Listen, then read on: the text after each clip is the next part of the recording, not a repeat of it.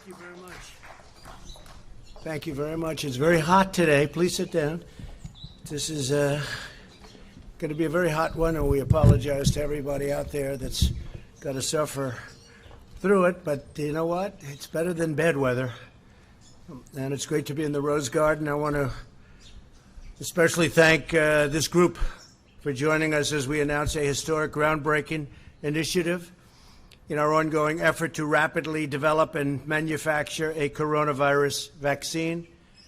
We're joined by Secretary Stephen Mnuchin, Secretary Mark Esper, Secretary Alex Azar, Chairman of the Joint Chiefs of Staff, General Mark Milley, FDA Director Dr. Stephen Hahn, Director of the National Institute of Health, Dr. Francis Collins, Dr. Fauci, Dr. Birx.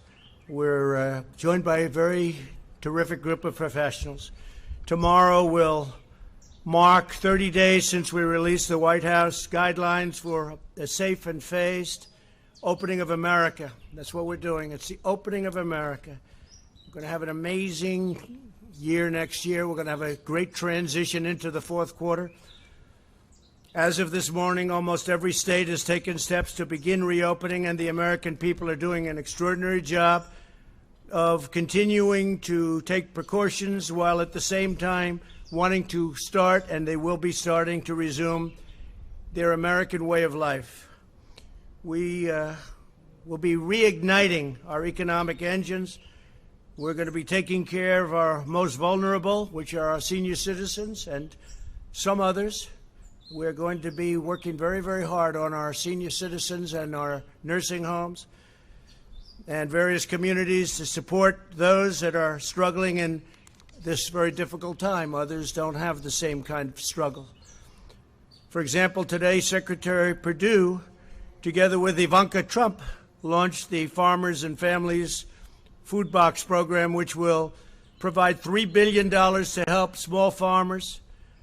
And it'll be helping farmers, ranchers, but it'll be bringing food to some of the food lines and some of the food kitchens that you've been seeing on television. And I said, why aren't we doing that? We have all of this tremendous food produced by our farmers and our ranchers. And so we're going to be buying $3 billion worth of that food. Great for everybody, our farmers, our ranchers, and the people that need great food. A key feature of our reopening plan is the largest and most ambitious testing system in the world, by far. America is now conducting close to 350,000 tests per day, an unthinkable number just a short while ago. More than anybody in the world by far, suggesting many states now have excess testing capacity to monitor for new outbreaks. Florida, many other states have so much testing, the testers are waiting for people to show up. It's great. Another essential pillar of our strategy to keep America open is the development of effective treatments and vaccines as quickly as possible. I want to see if we can do that very quickly. We're looking to, when I say quickly, we're looking to get it by the end of the year if we can, maybe before. We're doing tremendously well. From the earliest days of the pandemic, we have marshaled the genius of American scientists and researchers from all across government and the private sector, from academia, from everywhere, to vanquish the virus, and tremendous strides have been made. I can tell you, I get to see it every day. Tremendous strides are being made. Scientists at the NIH began developing the first vaccine candidate on January 11th. Think of that. Within hours of the virus's genetic code being posted online. So January 11th, most people never even heard what was going on January 11th, and we were out there trying to develop a vaccine, not even knowing what we were up against. Then my administration cut through every piece of red tape to achieve the fastest ever by far launch of a vaccine trial for this new virus, this very vicious virus. And I want to thank all of the doctors and scientists and researchers involved, because they've never moved like this, or never even close. The NIH and the HHS have also been working constantly with private industry to evaluate more than 100 potential treatments. The Food and Drug Administration has swiftly approved more than 130 therapies for active trials. That's what we have right now, 130. and another 450 are in the planning stages, and tremendous potential awaits. I think we're going to have some very interesting things to report in the not-too-distant future. And thank you very much to Dr. Hahn. Through a historic series of funding bills, my administration is providing roughly $10 billion to support a medical research effort without parallel. I especially want to thank Senator Steve Daines of Montana for his incredible work. He has worked so hard to secure additional funding for vaccine development. He has been right at the forefront. Today, I want to update you on the next stage of this momentous medical initiative. It's called Operation Warp Speed. That means big and it means fast, a massive scientific, industrial, and logistical endeavor unlike anything our country has seen since the Manhattan Project. You really could say that nobody's seen anything like we're doing, whether it's ventilators or testing.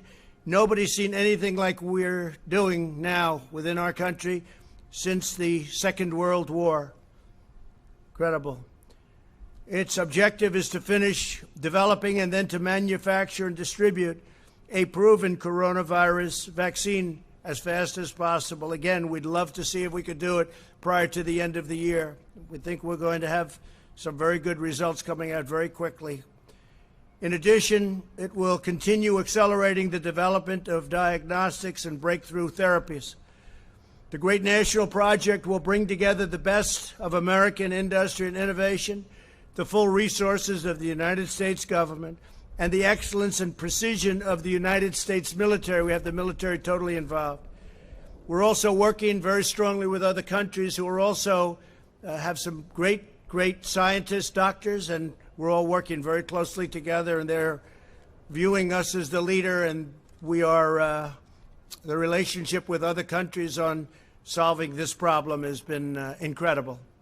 To date, Operation Warp Speed has brought together all of the experts across the federal government from places like the NIH, CDC, FDA, and many other agencies. This historic partnership will now bring together the full resources of the Department of Health and Human Services with the Department of Defense, and we know what that means. That means the full power and strength of the military, and that really talking about the logistics. We get it when we get it. That means the logistics, getting it out so that everybody can take it. And today we're proud to announce the addition of two of the most highly respected, skilled professionals in our country, worldwide respected. Operation Warp Speed's chief scientist will be Dr. Moncef Slaoui, a world-renowned immunologist who helped create 14 new vaccines. That's a lot of our new vaccines in 10 years during his time in the private sector, one of the most respected men in the world in the production and really on the formulation of vaccines. Joining Dr. Slaoui as Chief Operating Officer will be General Gus Perna, a four-star general who currently oversees 190,000 service members, civilians, and contractors as commander of the U.S. Army Material Command. That means logistics. That means getting it out. We've got to get it out there. So, General, thank you very much. And Doctor, thank you very much. It's great to have you on board. Really highly respected people. Thank you. These two outstanding individuals will provide more details following my remarks. In preparation for this initiative, experts throughout the government have been collaborating to evaluate roughly 100 vaccine candidates from all over the world. They have identified 14 that they believe are the most promising, and they're working to narrow that list still further. So we started off with over 100. We're down to 14, and we have some really interesting choices to be made. They're doing very well. Through Operation Warp Speed, the federal government is providing unprecedented support and resources to safely expedite the trials, moving on at record speed. While we accelerate the final phases of vaccine trials, Operation Warp Speed will be simultaneously accelerating its manufacturing process. In other words, we're getting ready so that when we get the good word that we have the vaccine, we have the formula, we have what we need, we're ready to go, as opposed to taking years to gear up. We're gearing up. It's risky, it's expensive, but we'll be saving massive amounts of time. We'll be saving years if we do this properly, and that's what we're doing. So we're gearing up on the assumption that we'll have, in the near future, relatively near future, a vaccine. Typically, pharmaceutical companies wait to manufacture a vaccine until it has received all of the regulatory approvals necessary, and this can delay vaccines availability to the public as much as a year and even more than that.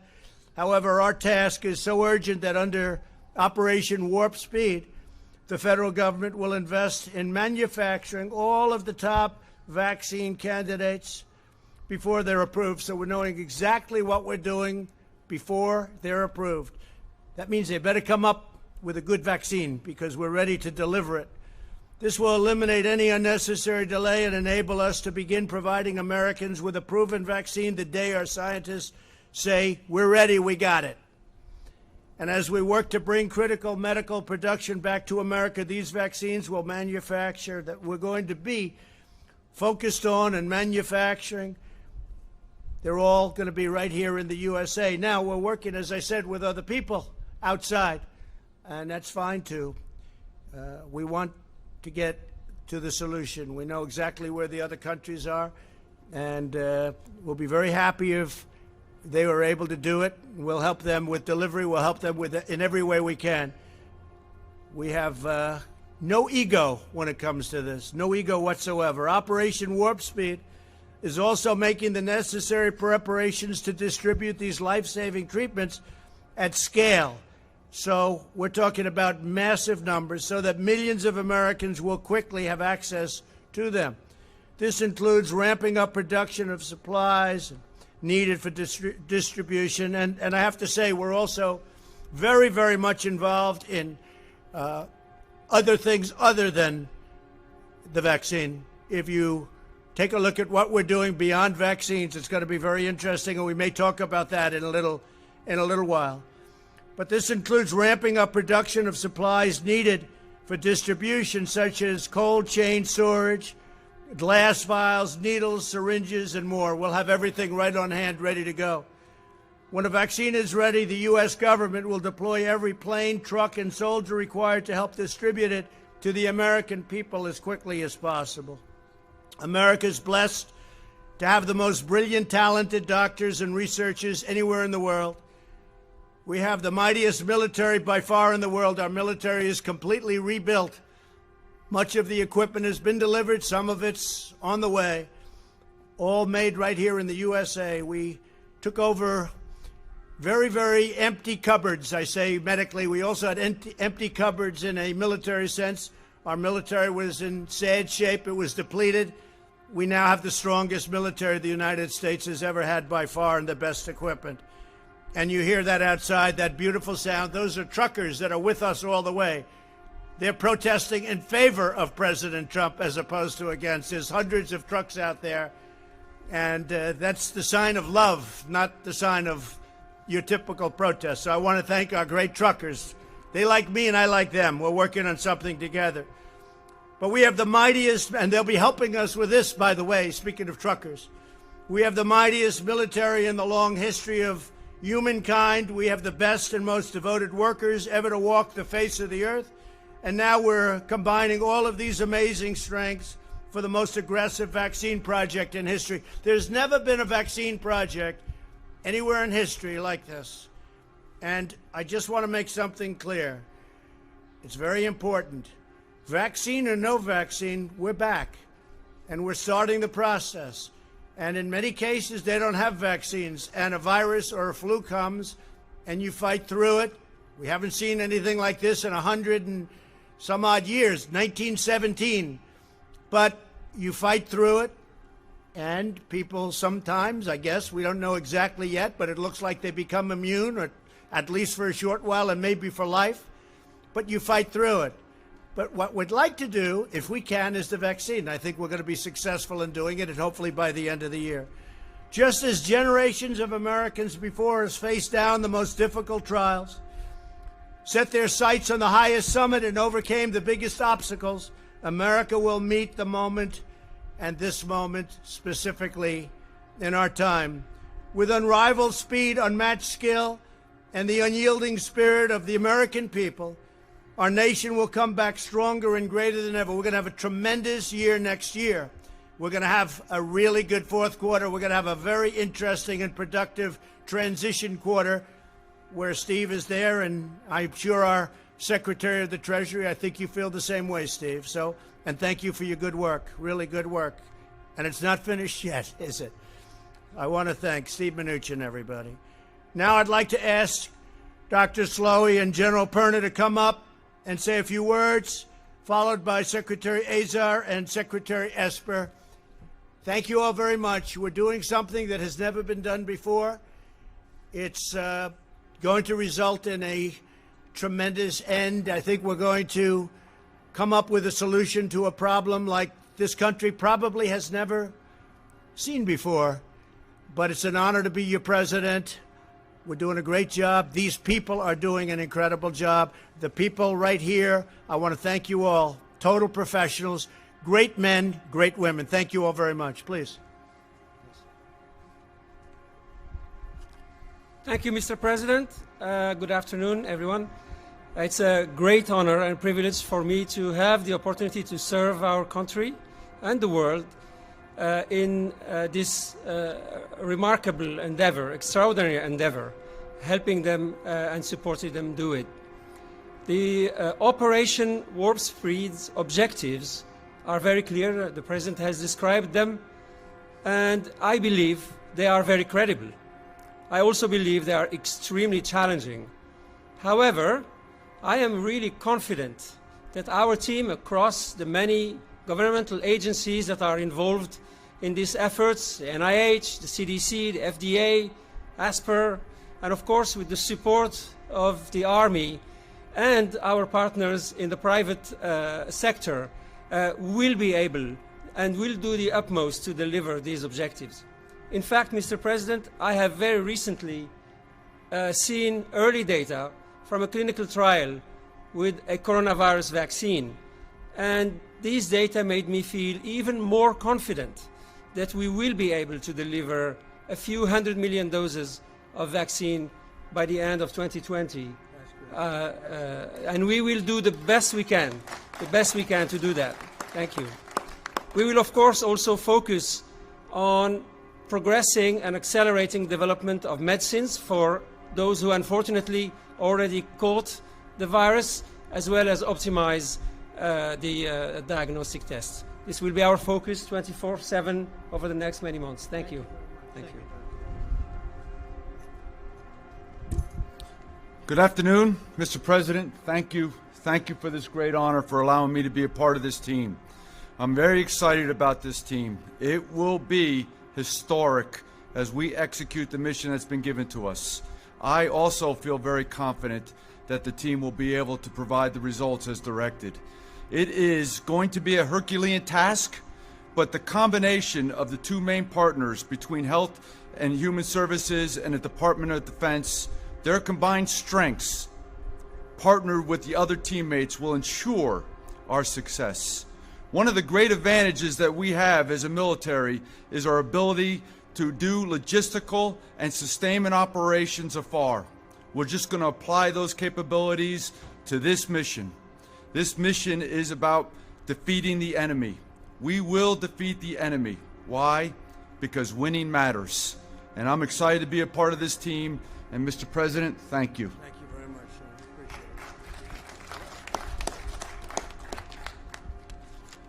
Well, thank you, Mr. President, for your leadership of this historic effort. Your vision for Operation Warp Speed, setting a goal of a vaccine by January 2021, will be one of the great scientific and humanitarian accomplishments in human history. Today, you're announcing the team that can get it done. Dr. Slowey is arguably the world's most experienced and successful vaccine developer, responsible for some of the major recent breakthroughs in vaccines. General Perna oversees one of the world's largest logistics and supply chain operations, the one that keeps the Army running.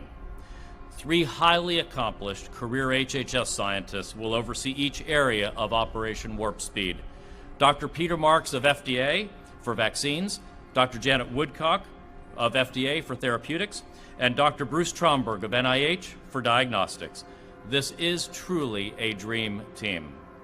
We started work on each of these areas in January, and Congress has provided nearly $10 billion explicitly for this kind of research and development effort.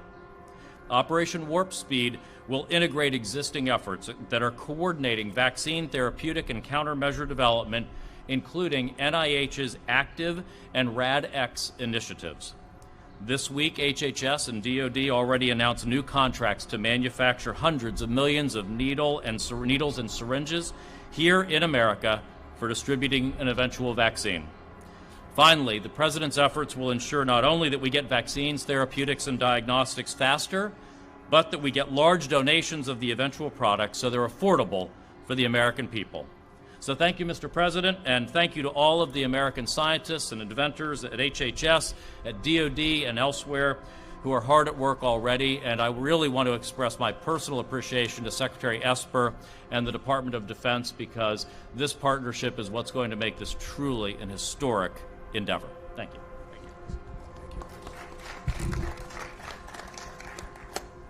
Well, thank you, Mr. President, for your leadership of this bold and historic initiative. The Department of Defense is very excited and committed to working closely with our partners at HHS, across the government, and in the private sector to accomplish the mission we have been given.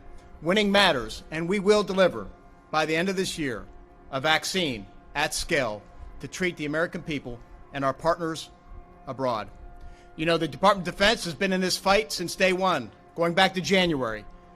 We've stayed ahead of the curve every step of the way, and today, on America's streets across the nation, over 60,000 service members from all branches of the service are still out there, whether it's doctors and nurses in hospitals, whether it's National Guard on the streets of America, or the Corps of Engineers continuing to build out capacity in America's hospitals.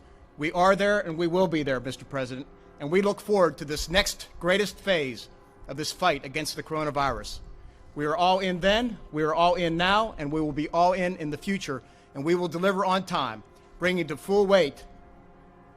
bear the full weight of the Department of Defense, all of our first-class, world-class researchers and scientists, our ability to manage logistics at scale, and our great distributional capabilities. We will deliver, we will win this fight, and Mr. President, thank you again for all that you've done. We will get the job done. Thank you. I know you will. I know you will. Any questions, please? Yeah, go ahead. President, you said no vaccine.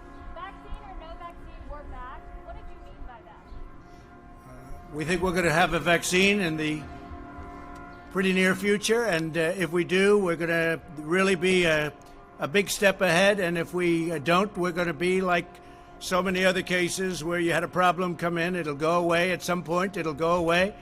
It may flare up and it may not flare up. We'll have to see what happens, but if it does flare up, we're going to put out the fire, and we'll put it out quickly and efficiently. We've learned a lot. Steve, do you have a question? We've heard that the vaccine typically would take 12 to 18 months to develop. How can you do it in a speedier fashion? What makes you think this will work? Well, they started actually, I guess you heard, in January, early January, and they've been working on it. I know so many, and private companies have been working on it. The government's been working on it. So we've got the time because we put and they've literally been working 24 hours a day. So we've got the time, and we hope to be able to do something by the end of the year or shortly thereafter. But again, you know, it's not solely vaccine-based. Other things have never had a vaccine, and they go away. So I don't want people to think that this is all dependent on vaccine, but a vaccine would be a tremendous thing. And I will tell you, therapeutically or therapeutics, what's going on there is equally as impressive. We have some things happening. You know, we have the Remdesivir from Gilead. We have other things that are very good. I think that a lot is happening therapeutically. I can't say that it's, relatively speaking, equal to what's going on with vaccines, but I think it's doing very well, very well. So therapeutics are a big factor. Yeah, please. Is there a global competition to develop this vaccine? Like if France develops it first, will they share it with us? Yeah, and we have that very well worked out. Whoever gets it is going to be very proud to give it and develop it. They've developed it, and we'll see what happens. We've got countries that are allies we have some countries, frankly, that aren't allies where we're working very closely together. So we're working together with many different countries. And again, we have no ego. We have no ego. Whoever gets it, we think it's great. We're going to work with them. They're going to work with us. Likewise, if we get it, we're going to be working with them. So it's very important. It's a very good question, actually. Yeah, please. Mr. President, what do you say to those business owners and other people who are really questioning the guidance that the CDC put out last night? There was a concern that it would be overly prescriptive. Now there's a concern it's not prescriptive enough. What are business owners to do? Well, I thought the guidance was very good. I've heard very good reviews on the guidance, and the media will never be satisfied. If we gave you more description, that would be no good. If we gave you less, that would be no good. But I thought it was very good, and I've heard a lot of good things. Go ahead, please, Green. Do you have a problem or any concerns? Do you have any concerns about the Abbott test, given some of the new numbers that have come out? No, Abbott's a great. It's a great test. It's a very quick test, and it can always be very rapidly double checked. If you're testing positive or negative, it can always be double checked. But it's a very good test. Very portable, very quick. Okay. And then what happens if China is the country that develops the vaccine? What happens if it's China? Will the U.S. still have access to that vaccine? I would say the answer to that would be yes. I would say the answer would be yes. Yes, go ahead, please. Do you mean a fully approved vaccine for everyone? Excuse me, you're going to have to remove it. You can't hear through you. Do you mean a fully approved vaccine for the entire general public or a partially approved vaccine for emergency use?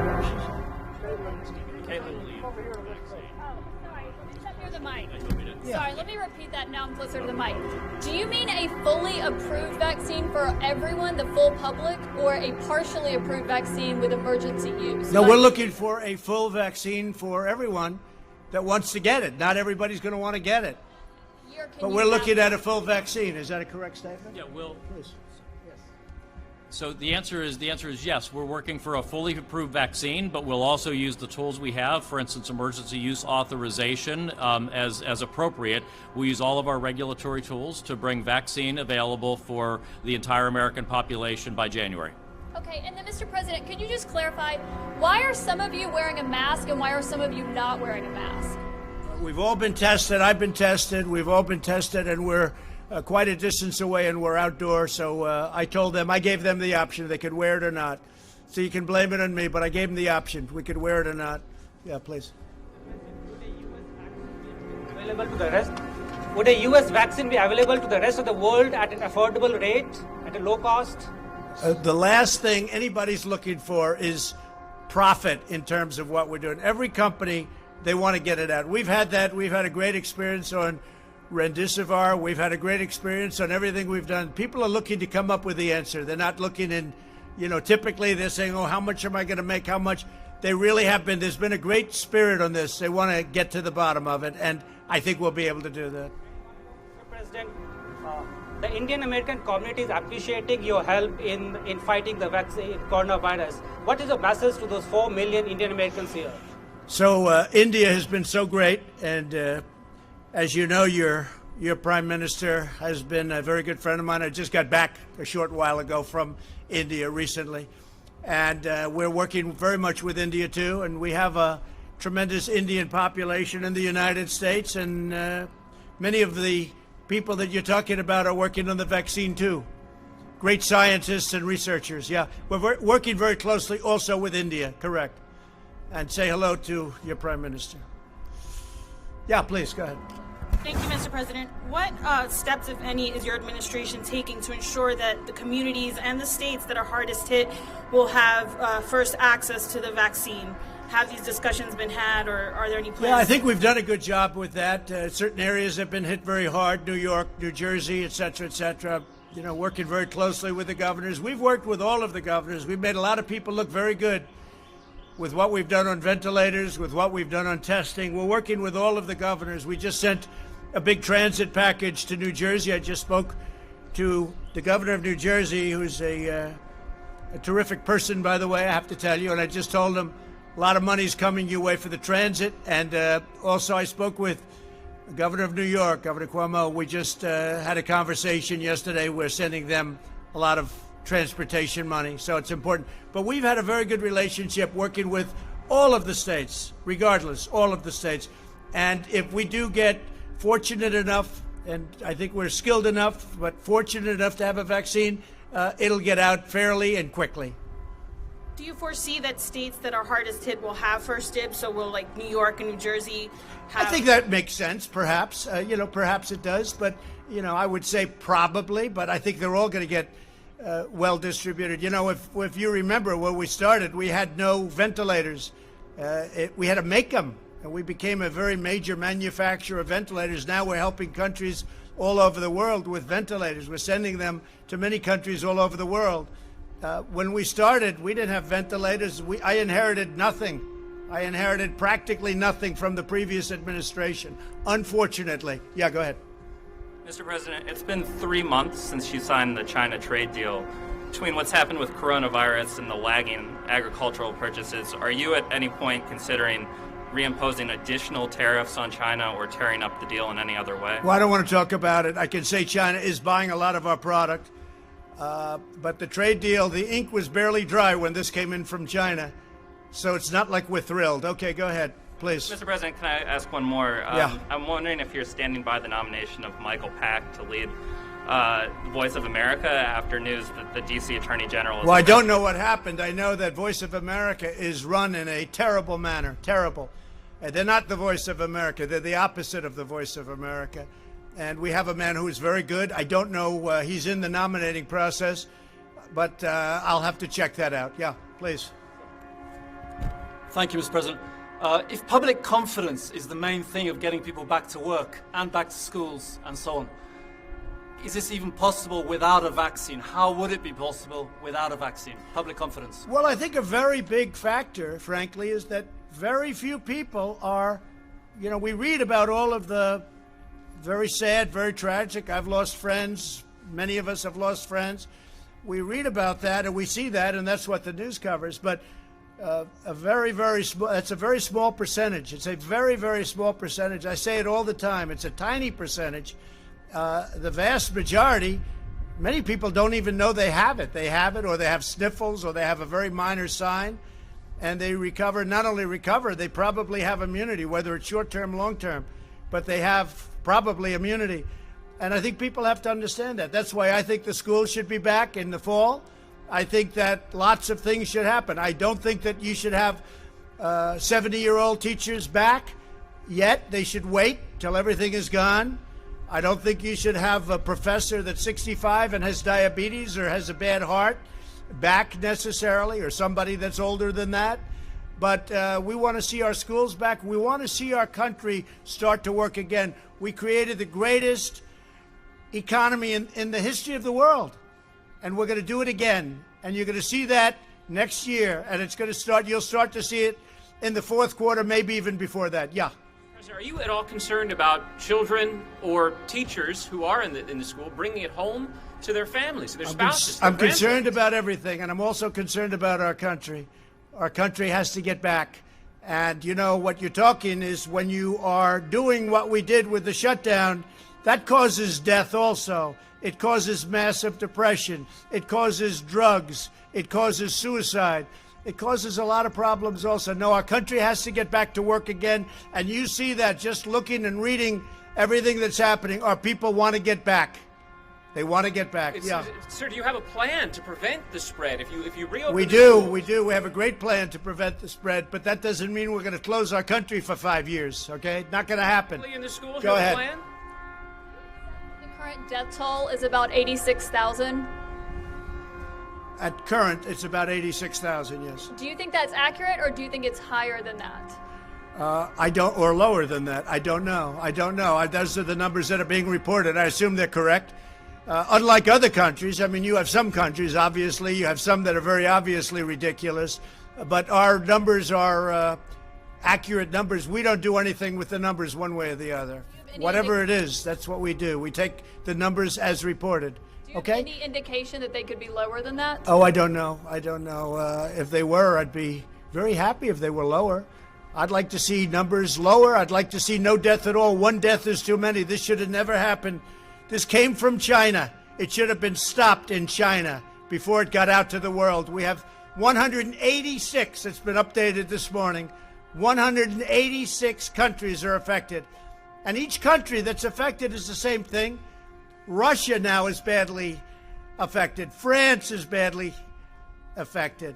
You look at what each country, and you can say affected or you can say infected. Either way you want to put it. But you look at these countries, look at Italy, and you look at Spain, and you look at all of these great countries in many cases, how they've had to fight through this. It's a terrible thing that happened. It could have been stopped at the source. It should have been stopped right at the source, but it wasn't. Thank you all very much. We appreciate it. Thank you. Thank you.